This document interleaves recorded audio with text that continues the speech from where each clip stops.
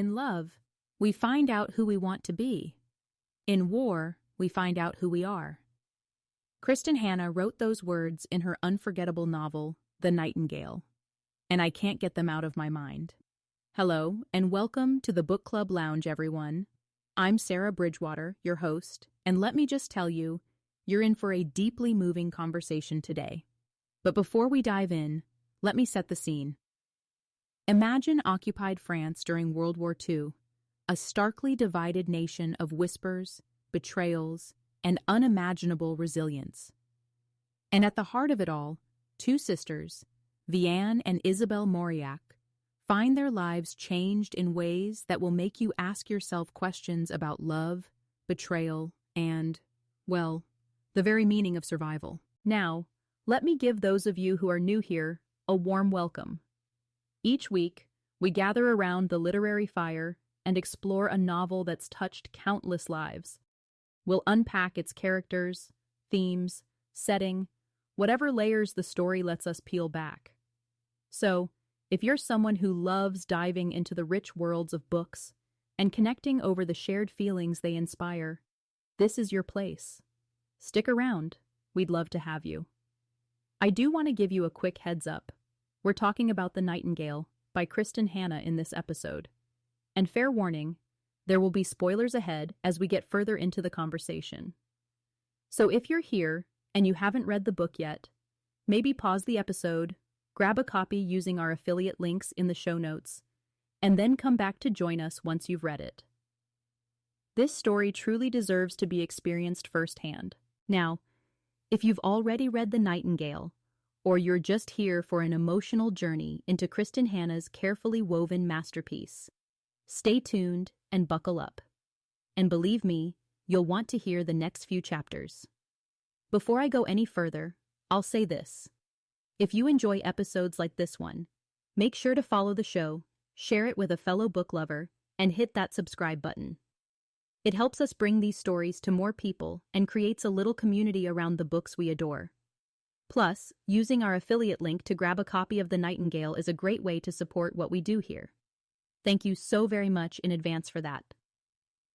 All right, with that said, let's start peeling back the layers of The Nightingale. It's not just a story, it's an emotional marathon that's touched millions of hearts, including mine. Next up, we'll explore why this book became a #1 New York Times bestseller and what makes it such a monumental work of historical fiction. Stay with me. I want to take you back to a time and place that shapes the heart of Kristin Hannah's unforgettable story, France in 1939, at the cusp of World War II. Picture this, a quiet village enveloped by the looming shadow of Nazi occupation.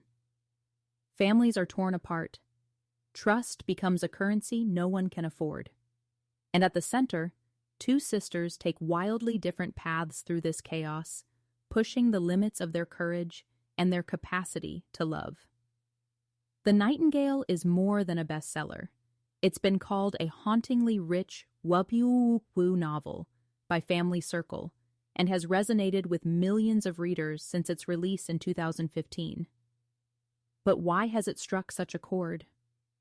I think, well, it's because it's deeply human. It's raw. And it never lets us look away from the quiet bravery of women during war, a story that's too often untold. Now, let's meet the Mauriac sisters. A pair so different it almost feels like they belong in separate books.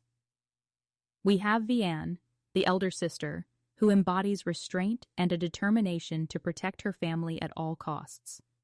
You'll see her wrestle with impossible choices, ones that, honestly, will have you reflecting on what you might do in her shoes. And then there's Isabelle. Fiery, rebellious Isabelle. At just 18 years old, she strides into this story with such unbridled passion that you really can't help but love her. Or maybe feel infuriated by her. She's the spark that confronts the flames of war head-on, risking her life to fight the Nazis. Kristin Hannah wrote, "In love, we find out who we want to be. In war, we find out who we are." And that sums up Isabelle's arc, doesn't it? a young woman searching for purpose, only to discover depths of resilience she didn't know she had. So let me ask, as you hear about these sisters, which side do you feel drawn to? Do you understand Vianne's desire to keep her daughter safe at all costs? Or Isabelle's almost reckless need to stand up and fight, no matter the price? It almost feels impossible to choose, doesn't it? But that's what makes these characters so unforgettable. Their flaws, their strengths, their humanity. One of the book's most quoted lines is this: "But love has to be stronger than hate, or there is no future for us." Think about that for a moment. In the darkest corners of war and human cruelty, the Nightingale teaches us that love, not just romantic love, but love for country, for family, for humanity, is what keeps the world spinning. As the Nazis tighten their grip on France, Vianne and Isabelle's decisions will pull them closer and, at times, tear them apart. You'll find yourself gripping the pages, almost afraid of what comes next. Truly, I think I paused mid-read more than once, just to take a breath. And this is where the genius of Kristin Hannah really shines. She doesn't just tell us a story, she makes us feel it. Every glance between the sisters, every stolen act of defiance against the Nazis, it all matters. You're right there with them. And when I say this book is an emotional marathon, I mean it. I finished it emotionally drained, but grateful for the journey it took me on. So, where does this story take us next? Well, imagine this. You are a mother, alone in a war-torn village, facing a decision that could safeguard your child, but cost you your soul. What do you do? That's the question Vianne confronts when a German officer takes over her home. We'll unpack that in the next chapter. Stay with me. You'll want to hear this. Vianne and Isabelle, two sides of a coin, united by sisterhood and divided by choices. Let's start with Vianne, the quiet protector. Her story, it's layered in moral complexity, isn't it? When a German officer requisitions her home, she's thrown into an unbearable position. Comply, and she keeps her daughter safe. Resist, and risk losing everything, maybe even Sophie. Can love guide you through such a crushing moral labyrinth? Vianne shows us that sometimes survival looks less like heroism and more like enduring the unimaginable. But let's not shy away from her quiet bravery. In a single moment that floored me, she secretly lists the names of Jewish children in the village, risking her life to keep their memory alive. It's subtle, powerful, almost haunting. Actions like these remind us the strongest courage also whispers. Now, if Vianne is the protector, then Isabelle is the fighter. She's bold, she's daring, and yes, she's reckless at times. But her drive? Oh, it's electrified. Through her involvement with the resistance, Isabelle crafts false identities and leads stranded pilots over the Pyrenees. A life-or-death mission, over and over again. Imagine the audacity, the nerve, the grit it takes to stare down Nazi soldiers, knowing one slip means capture. Were you holding your breath during those chapters? I know I was. But here's the thing. It's not just Isabelle's defiance that struck me. It's her heart. When she says, "Don't think about who they are. Think about who you are and what sacrifices you can live with," you feel her resolve, don't you? It's that blend of courage and humanity that makes her story unforgettable. The war redefined what it meant to be a woman. Kristin Hannah paints this so vividly. Women had to be everything at once. Mothers, breadwinners, protectors, fighters. And the sacrifices weren't abstract. They were heavy, tangible. Vianne sacrifices her sense of security, her morals even, to shield her child. Isabelle sacrifices safety, and ultimately, her life, to fight for freedom. Which makes me wonder, could one exist without the other? Vianne and Isabelle, two reflections of resilience drawn against a backdrop of war. And yet, here's a thought to sit with. As these sisters grapple with war and survival, we are forced to ask, who do we become when everything is stripped away? When survival, not dreams, is what keeps us moving, what remains of us. There's a moment when Kristin Hannah writes, "But love has to be stronger than hate, or there is no future for us." It echoes through Vianne and Isabelle's choices, doesn't it? Through acts of survival and rebellion, we see not just how they fight, but why. Because love, in all its messy, imperfect forms, is stronger than cruelty. At least, that's what the Nightingale reminds us to believe. So where does this leave us? The sisters' journeys, after all their sacrifices, bring them closer, yet just as often tear them apart. Their relationship evolves, shaped by wartime choices, pain, and resilience. In the next chapter, we'll unpack that bond further. War reshapes love, doesn't it? And their bond is no exception. Stay with me. Vianne and Isabelle Mauriac. To say their relationship is complex is an understatement. These sisters are like fire and water, and when pushed to the extremes of war, their bond shifts and evolves in ways that will leave you breathless. At its heart, The Nightingale is a tribute to this resilience of familial love, messy, fractured, yet unbreakable. Let's begin with their contrasts. Vianne, the older sister, represents the cautious protective force, holding her family together as the war crushes the world around her. She's the quiet, enduring pillar, sacrificing pieces of herself for her daughter, Sophie. Isabelle, by contrast, is the rebel, the lion-hearted fighter who takes risks at every turn, choosing defiance over obedience. Each sister sees survival through such different eyes. And yet their choices, these incredible, heartbreaking choices, are what ultimately define their bond. Now, let's focus on a moment that just devastated me. Vianne learns about Isabelle's capture. Imagine that for a moment, the yearning to protect your sibling, but knowing there's nothing you can do as war overtakes everything. Kristin Hannah writes, "I thought she was reckless and irresponsible and almost too beautiful to look at." Vianne's reflections in the aftermath of Isabelle's death loop us back to those tensions between them. Love and frustration, admiration and heartache. It's a profound reminder that even when our loved ones frustrate us, they leave an indelible mark on us when we're forced to say goodbye.